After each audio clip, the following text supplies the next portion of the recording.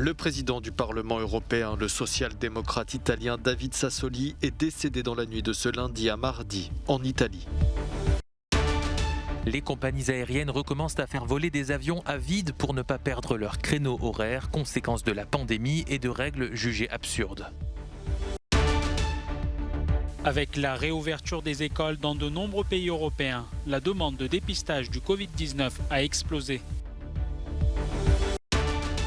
Des pourparlers russo-américains ont eu lieu lundi à Genève sur la crise ukrainienne. Les deux puissances rivales posent leurs conditions et plaident pour une désescalade. L'Italie a prêté à la Grèce un morceau de la frise du Parthénon qui représente un pied d'Artémis.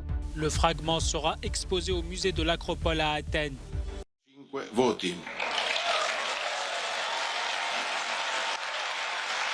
Le président du Parlement européen, David Sassoli, est décédé dans la nuit de ce lundi à mardi à l'âge de 65 ans. La veille, son porte-parole avait annoncé son hospitalisation en raison d'une complication grave due à un dysfonctionnement du système immunitaire et l'annulation de ses activités officielles. Par le passé, David Sassoli avait déjà souffert d'une leucémie. Il avait également été hospitalisé cet automne pour une pneumonie qu'il avait tenu éloigné du Parlement pendant plusieurs semaines. Né à Florence en 1956, David Sassoli avait choisi le journalisme après des études de sciences politiques.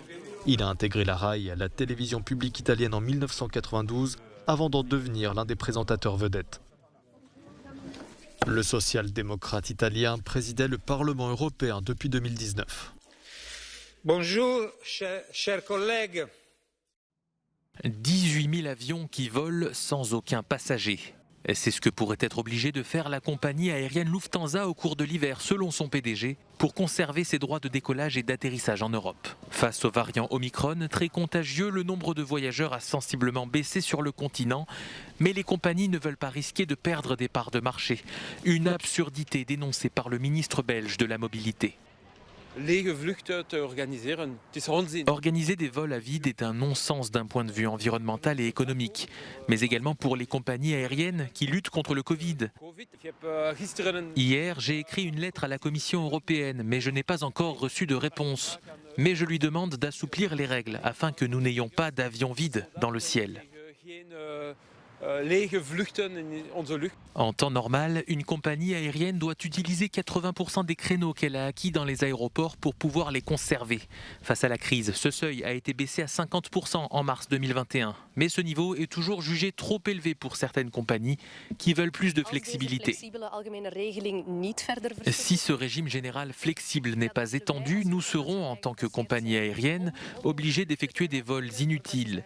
Pour Bruxelles Airlines, cela signifie 3000 vols qui pourraient être évités d'un point de vue écologique et économique, et uniquement pour sauvegarder nos droits de décollage et d'atterrissage. La présidente de la Commission des Transports du Parlement européen, Karima Delli, a saisi la Commission européenne en rappelant que l'UE devait réduire ses émissions de CO2 de 55% d'ici 2030. Avec la vague Omicron, jamais la demande pour se faire dépister du Covid-19 n'a été aussi importante en Europe. En Autriche, par exemple, des files d'attente se sont formées devant les centres de dépistage après que les familles ont été invitées à faire tester leurs enfants avant la rentrée des classes. En Italie, malgré les appels des directeurs d'école ou du syndicat des médecins à retarder le retour en classe d'au moins 15 jours supplémentaires, les écoles ont ouvert pour un nouveau trimestre ce lundi. Dans de nombreux pays européens, la réouverture des classes pose le problème du dépistage. Beaucoup de parents ont recours aux autotests. Simples d'utilisation, ils permettent de ne pas encombrer les files d'attente des pharmacies et d'alléger la charge des laboratoires. Face à une demande de tests qui explose, les entreprises ont significativement augmenté leur capacité de production. En France, le gouvernement a annoncé un plan de renforcement de la politique de test, avec notamment le déploiement de plusieurs centaines de centres de dépistage près des centres de vaccination. Il ne ressort finalement pas grand-chose des pourparlers qui se sont tenus lundi à Genève entre la Russie et les États-Unis, si ce n'est une volonté commune de désescalade sur la question ukrainienne. Moscou a une revendication clé, que l'Ukraine ne rejoigne jamais, au grand jamais, l'OTAN. Washington, pour sa part, a prévenu que la politique de porte ouverte de l'Alliance Atlantique se poursuivrait. La négociatrice américaine a menacé Moscou de lourdes conséquences en cas d'envahissement de l'Ukraine. Le déploiement de troupes russes est une posture défensive, a affirmé l'envoyé de Moscou. Nous avons l'impression que la partie américaine a pris les propositions russes très au sérieux après les avoir analysées en profondeur. De notre côté, nous avons présenté en détail aux Américains la logique et le contenu de nos propositions en expliquant pourquoi il était absolument impératif d'obtenir les garanties de non-expansion de l'OTAN.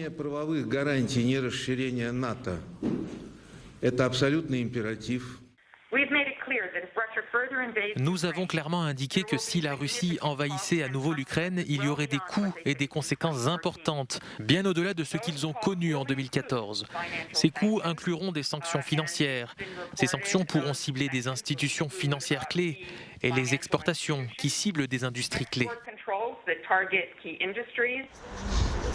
Ces discussions lancent une semaine diplomatique intense avec une réunion OTAN-Russie prévue mercredi à Bruxelles et une rencontre jeudi à Vienne de l'Organisation pour la sécurité et la coopération en Europe. Au Mali, la junte au pouvoir a condamné ce lundi les sanctions prises la veille par les pays de la CEDEAO. Dans un message lu à la télévision, le gouvernement malien a annoncé entre autres le rappel de ses ambassadeurs en Afrique de l'Ouest en signe de protestation. D'ores et déjà, sur la base de la réciprocité, le Mali décide de rappeler ses ambassadeurs accrédités dans les États membres de la CEDEAO et de la fermeture de ses frontières terrestres et aériennes avec les États concernés. Le gouvernement du Mali regrette que des organisations sous-régionales ouest-africaines se fassent instrumentaliser par des puissances extra-régionales aux desseins inavoués. Réunis ce dimanche à Accra, au Ghana, les chefs d'État ouest-africains ont pris toute une série de mesures économiques et diplomatiques contre le Mali. Des mesures visant à sanctionner la junte qu'ils accusent de vouloir se maintenir au pouvoir. À la suite du coup d'État de 2020, les officiers putschistes s'étaient engagés à rendre le pouvoir aux civils au bout d'1 an et demi. Et cela devait se traduire par des élections présidentielles et législatives à la fin de ce mois de février. Sauf que la junte a dit que ce ne serait pas possible de tenir ce calendrier en raison de l'insécurité régnant dans le pays et de proposer d'organiser ces scrutins en 2025. Pas question que la transition s'étale sur 4 ans, ont fait savoir les dirigeants ouest-africains. Parmi les sanctions prises ce dimanche, il y a la suspension des aides financières versées au Mali. Novak Djokovic a remporté une victoire dans son duel qui l'oppose aux autorités australiennes. Un juge a ordonné lundi sa libération du centre de rétention dans lequel il avait été placé à son arrivée à Melbourne, à la suite de l'annulation de son visa. Une décision saluée par le numéro 1 mondial sur Twitter, qui dit vouloir participer à l'Open, qui débute le 17 janvier. À l'origine de ce bras de fer judiciaire, le refus du joueur de recevoir un vaccin contre le Covid-19. D'après ses avocats, Djoko a contracté le Covid à la mi-décembre, lui permettant de bénéficier d'une exemption médicale. Sa famille, satisfaite du jugement, a organisé une conférence de presse à Belgrade. Novak est libre. Novak est tout de suite allé s'entraîner. Il est allé en Australie pour jouer au tennis avant tout, pour se battre pour lui-même, pour essayer de gagner un autre Open d'Australie et pour tenter de battre un autre record qu'il poursuit inlassablement. D'après un avocat du gouvernement australien, Novak Djokovic peut encore être expulsé, ce qui aurait pour conséquence de lui interdire toute entrée sur le territoire pendant 3 ans. Le pays a imposé de strictes restrictions aux frontières depuis 2 ans pour lutter contre la pandémie. Un fragment de la frise du Parthénon, un des monuments les plus emblématiques de l'Antiquité grecque, est revenu à la maison en Grèce. Le morceau de frise qui représente un pied d'Artémis, déesse grecque de la nature sauvage et de la chasse, que l'Italie avait en sa possession, a été prêté à Athènes pour au moins 8 ans pour être exposé au musée de l'Acropole. C'est un moment très émouvant pour nous. Nous pensons que le retour de ce fragment en Grèce était une action nécessaire. Nous sommes donc très heureux de pouvoir le faire aujourd'hui, car c'est un événement très important. C'est quelque chose de très symbolique, mais aussi très significatif. Le Premier ministre grec Kyriakos Mitsotakis a qualifié ce prêt de pas important qui ouvre la voie à d'autres musées afin qu'ils suivent le même chemin.